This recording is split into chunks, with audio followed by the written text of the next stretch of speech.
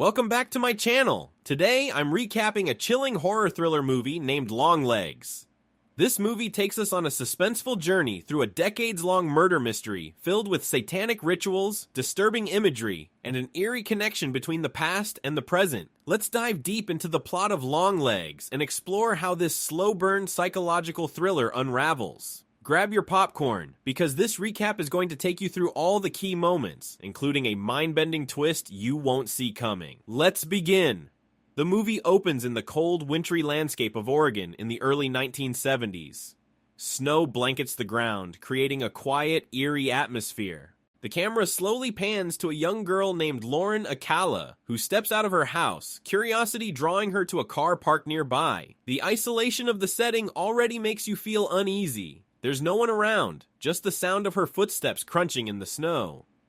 As she walks closer to the car, she hears a voice behind her. When she turns, a man emerges from the shadows, a tall, pale figure with a ghostly appearance. He refers to Lauren as the almost birthday girl and eerily comments, "It seems I wore my long legs today." The meaning behind his words is unclear, but the unsettling delivery makes it clear that this is no ordinary encounter. This man is not just a passing stranger. His haunting presence feels purposeful, as though he's been watching her for some time. This brief interaction sets the tone for the horror to come, leaving viewers immediately unsettled and filled with questions. Who is this man? What does he want? And more importantly, why is Lauren his target? We fast forward 20 years to the 1990s, and we are introduced to FBI agent Lee Harker. Lee is a sharp, intuitive investigator with a reputation for solving difficult cases. Her unique ability to connect the dots where others fail has made her a rising star in the bureau, but little does she know that her next case will change her life forever. Lee is assigned to investigate a strange and brutal case with her partner, Agent Fisk. The two agents arrive in a quiet suburban neighborhood to question a suspect. Lee, with her sharp instincts, immediately identifies the correct house. As they approach, tragedy strikes. Before they can even knock, Agent Fisk is shot in the head. The moment is sudden and shocking, throwing Lee into immediate action. Without hesitation, Lee storms into the house, her gun drawn. Inside, she finds the shooter sitting on the edge of his bed, his hands raised in surrender. The calm demeanor of the shooter is unsettling. He doesn't show fear, panic, or remorse. This is just the beginning of a long and twisted investigation that will pull Lee into the darkest corners of the human psyche. After the incident, Lee meets with her superior, Agent Carter. Carter is both impressed and intrigued by Lee's uncanny ability to assess situations quickly. He comments on her exceptional perception, suggesting that she might have some sort of psychic gift, something that goes beyond just good investigative skills. This idea of Lee having a psychic ability becomes a recurring theme throughout the film, and it's one of the key elements that separates Longlegs from a traditional crime thriller. There's something supernatural at play here, and Lee's connection to the case goes deeper than even she realizes. Carter assigns her to a new case, one that has baffled the FBI for decades. It involves a series of gruesome murders spanning years, fathers who inexplicably slaughtered their families before taking their own lives. The shocking part? At every crime scene, investigators found letters covered in satanic symbols and coded messages. Each letter was signed with a single name, Longlegs. This case, shrouded in mystery and satanic rituals, becomes the central focus of the movie. Lee is drawn into a world of dark secrets and occult practices as she attempts to unravel the mystery behind the identity of Longlegs and his disturbing pattern of murders. As Lee digs deeper into the case, her personal life begins to intertwine with her work.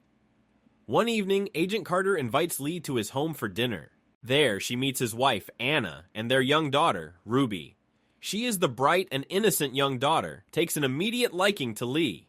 They bond over a conversation about Lee's childhood, and we learn that Lee once dreamed of being an actress before joining the FBI. Ruby invites Lee to her upcoming birthday party, a seemingly innocent gesture that adds an ominous layer to the plot, considering the recurring theme of birthdays tied to the murders. The importance of birthdays in the film is a constant source of tension, hinting at the fact that Ruby, like the other daughters in the murder cases, may be in danger. It's a subtle but effective way the film keeps the audience on edge, wondering when Longlegs will strike again. Back at home, Lee's life couldn't be more different from the warmth of the Carter household. She lives alone in an isolated cabin, a place that feels almost as desolate as the opening scene of the movie. The isolation serves as a metaphor for Lee's state of mind. She's distant, guarded, and consumed by her work. Lee also has a strained relationship with her mother, Ruth, who is a deeply religious woman. Ruth disapproves of Lee's career in the FBI, constantly urging her to return to the church and embrace her faith. Their rocky relationship adds a layer of complexity to Lee's character and highlights the internal conflict she faces while dealing with the horrors of her case. One night, as Lee is reviewing the details of the case, she hears a loud pounding at her door. The sound is jarring, especially in the quiet, remote setting of her cabin. Lee, always on high alert, grabs her gun and carefully peers outside.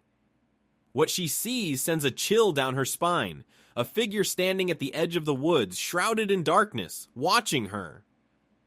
The figure doesn't move, doesn't speak, but its presence is menacing. Lee steps outside, gun in hand, but by the time she reaches the spot where the figure stood, it's gone. What's left behind is a single envelope, addressed to Lee with chilling instructions. Do not open until January 14th. The message is cryptic and unsettling, especially given the context of the case. Longlegs, or someone connected to him, is watching Lee closely. As January 14th arrives, Lee can no longer contain her curiosity. She opens the envelope, revealing a birthday card inside. But this is no ordinary card. It's covered in the same satanic symbols and codes that were found at the murder scenes, linking Lee directly to the Longlegs case in a deeply personal way. The card contains a passage from the Book of Revelation.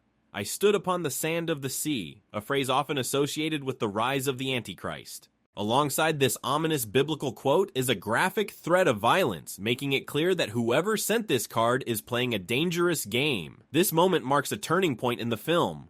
Up until now, Lee has been the hunter, chasing after Longlegs and trying to solve the mystery. But now, the tables have turned. She's no longer just investigating the case, she's a target. Shortly after receiving the card, Lee is called to investigate another Longlegs murder. This time, the scene is as disturbing as ever. The father, once again, has killed his family in cold blood before taking his own life. The house reeks of death, and the bodies are already beginning to decompose. As Lee and Carter search the home, they come upon the body of one of the man's daughters, bloated and decaying. It's a gruesome sight, but it only strengthens Lee's resolve to find Longlegs and end this horrifying cycle of death. Back at the station, Lee presents her findings to Carter. She's noticed a pattern. Each of the murders occurred within 6 days of the daughters' birthdays. Even more chilling, the dates of the murders form a triangle on a linear calendar. There's one date missing from the sequence, and Lee believes that this missing date is when Longlegs will strike again. But there's something Lee doesn't tell Carter. She's received a letter from Longlegs. The threat is real, and the danger is closer than anyone realizes. Meanwhile, the audience is finally given a glimpse of the elusive killer. Longlegs is no longer just a shadowy figure or a name on a letter. He's a real, physical presence, and he's terrifying. The character of Longlegs is a grotesque figure. His appearance is unnerving. His stringy hair, bloated face, and chalk-white skin make him look almost inhuman. There's something deeply wrong with him, both mentally and physically, and his presence alone is enough to send shivers down your spine. In one scene, Longlegs is seen walking into a small convenience store. He tries to intimidate a teenage clerk with his creepy behavior, but the girl brushes him off as just another local weirdo. She doesn't realize that she's in the presence of a dangerous killer. Longlegs' home, where he retreats after his unsettling encounter at the store, is a reflection of his disturbed mind. He lives in squalor, surrounded by strange, occult objects. He spends his time ranting and yelling to himself, his mind unraveling as he becomes more unhinged. As the investigation continues, Lee and Carter focus on one of the most pivotal cases connected to Longlegs, the Camera family. Carrie Ann is the sole survivor of the massacre that claimed her family's lives. She was at school when her father, under the influence of Longlegs, killed her mother and siblings. The Camera family farm, where the murders took place, becomes a key location in the investigation. When Lee and Carter visit the farm, they discover something deeply disturbing in the barn. Hidden beneath the floorboards is a lifelike doll, crafted to resemble a young Carrie Ann. But this isn't just any doll. Inside, they find a strange metal ball, almost like a brain for the doll. It's a bizarre and unsettling object, but what's even more disturbing is what happens when the examiner places a microphone against the ball. Suddenly, static fills the air, and Lee is bombarded with terrifying visions. It's as though the doll is transmitting some kind of supernatural signal, pulling her into a nightmarish world. The examiner, equally disturbed, claims that he heard the doll whisper his ex-wife's name. This discovery confirms that there's something far more sinister at work than just a series of murders. Dark, supernatural forces are involved, and Longlegs is at the center of it all. Lee's next step is to visit Carrie Ann in the psychiatric ward where she's been held since the murders. The orderly informs Lee that Carrie Ann had been catatonic for almost 20 years, never speaking or reacting to anything. That is, until a man, Longlegs, came to visit her. After Longlegs' visit, Carrie Ann suddenly snapped out of her catatonic state. She began speaking again, and what she says when Lee meets her is nothing short of chilling. In a monotone voice, devoid of emotion, Carrie Ann recounts the events of the night her family was killed. She describes how her father murdered a priest before slaughtering her mother and siblings. But what's even more disturbing is the influence Longlegs has over her. Carrie Ann calmly tells Lee that she would do anything Longlegs asked her to do, even if it meant killing Lee herself. This revelation confirms what Lee has feared all along. Longlegs isn't just a man. He's something far more dangerous, capable of controlling and manipulating others to carry out his horrific deeds. As the investigation deepens, Carter reveals something that shakes Lee to her core. He tells her that she had a previous encounter with Longlegs when she was a child, an event she had completely forgotten. The revelation is shocking, but it makes sense in the context of the case. Lee's connection to Longlegs isn't just professional, it's personal. She was one of his potential victims, but for some reason, he spared her. Haunted by this revelation, Lee decides to visit her mother, Ruth, to search for answers. Their relationship has always been strained, with Ruth's religious fanaticism driving a wedge between them. But now, Lee needs to know the truth. At Ruth's home, Lee searches through old photos and mementos, hoping to uncover something that will explain her connection to Longlegs. And she does. Hidden among Ruth's belongings is a photograph of Longlegs, taken by a young Lee on the day he visited their home. The realization is horrifying. Longlegs wasn't just a passing stranger. He had come for Lee and Ruth, but for some reason he didn't carry out his plan that day. Lee confronts Ruth, demanding answers. Ruth, shaken but resolute, finally confesses the truth.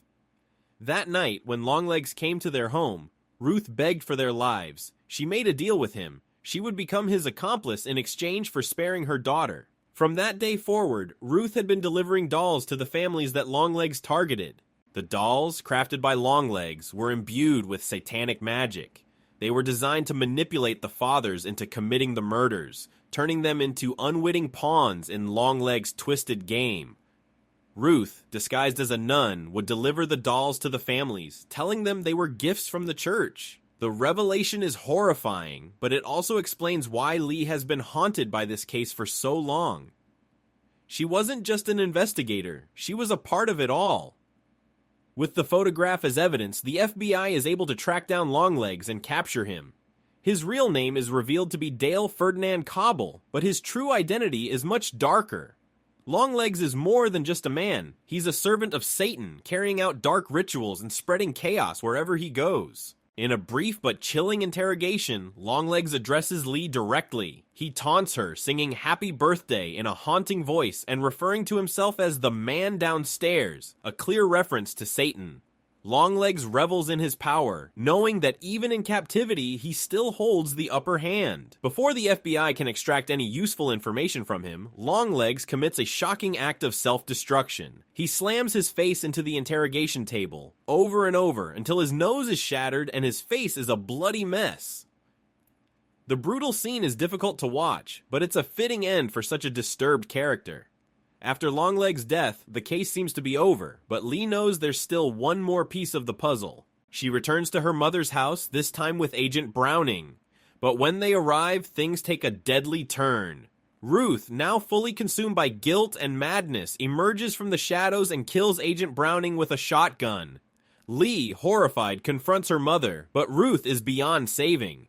She believes that by killing Lee, she will free her from Longlegs' influence. Ruth shoots a doll that resembles a young Lee, and from the doll emerges a puff of black smoke, an evil essence tied to Longlegs. It's a symbol of the darkness that has haunted their family for decades. In the final moments, Lee is forced to make a heartbreaking decision. To protect herself and others, she shoots her mother, ending Ruth's life and breaking the cycle of violence that has plagued them for so long. In the film's closing moments, we are taken back to the FBI interrogation room, where Longlegs, even in death, continues to haunt the living. His voice echoes in the room as he taunts the agents, laughing maniacally and proclaiming, "Hail Satan! Longlegs may be dead, but his influence lives on."